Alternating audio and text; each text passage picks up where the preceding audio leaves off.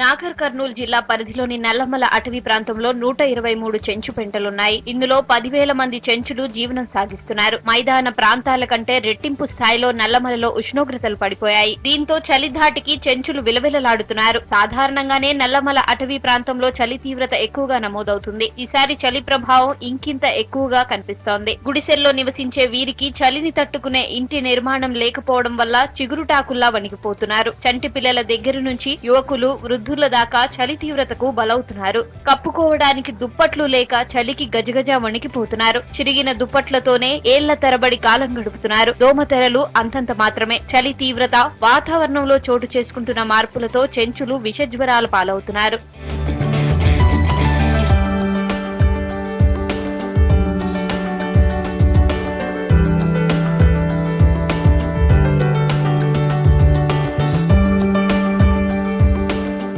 నల్లమలలోని మారుమూల పెంటల్లో ఉండే చెంచులకు దుప్పట్లు గాని దోమతెరలు గాని అందడం లేదు. చలిమంటతో కొంత చలి నుంచి రక్షణ పొందగలుగుతున్నారు. చెంచులోకం, సత్యసాయి సేవా సమితి ఇలా కొంతమంది దాతల సహకారంతోనే చెంచులకు దుప్పట్లు చేరుతున్నాయి. వాటి ద్వారా ఉపశమనం పొందుతున్నారు. దుప్పట్లు, దోమతెరల పంపిణీ పేరుతో గిరిజనాభివృద్ధి శాఖ ద్వారా లక్షల రూపాయల నిధులు దుర్వినియోగమవుతున్నాయి. దోమతెరలు ఉంటే బాగుంటుంది సార్. దుప్పట్లు కూడా ఉంటే బాగుంటుంది సార్. మాకు చలికాలం ఇప్పుడు ఎక్కువ ఉంది సార్. ఇప్పుడు దోమలు ఉంటాయి సార్. మాకు దోమతెరలు లేకుంటే కరుస్తాయి సార్. దోమలు లేని వాళ్ళకి చాలా ఇబ్బంది ఉంది సార్. ఉన్న వాళ్ళు అయితే వేసుకుంటారు. చాలా సంవత్సరాలు అయింది సార్. 2-3 సంవత్సరాలు అవుతుంది సార్. ఇండ్లు కూడా వర్షం వచ్చి మొత్తం జోగికినాయి సార్ ఇండ్లు. అదే ఇది ఇంట్లలో ఉండరు సార్.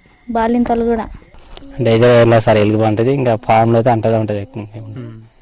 హాస్పిటల్ ఇంకా అంబులెన్స్ ఫోన్ చేస్తే ఇంకా ఒకసారి వస్తారు, ఒకసారి రారు. ఇంకా ఇట్లా బండ్లు వస్తే ఇంకా బండ్లలో వాడి ఇంకా చలికాలం కన్నా ముందే అధికారులు అప్రమత్తం కావటం లేదు. ఆదిమ జాతి చెంచులు పిట్టల్లా రాలిపోతున్నారన్న అంశం ఆందోళన కలిగిస్తున్నా గిరిజన సంక్షేమ శాఖ అధికారులు మాత్రం వీటిపై దృష్టి సారించడం లేదు. చలి తీవ్రతతో, విష జ్వరాలతో చెంచులు ప్రాణాలు కోల్పోతున్నారు. కానీ అధికారులు వాటిని నివారించలేకపోతున్నారు. ఎముకలు కొరికే చలిలో వెదురు తడకలతో నిర్మించబడిన గుడిసెల్లో తమను, తమ పిల్లలను సంరక్షించుకోవటం ఓ సవాలుగా మారింది.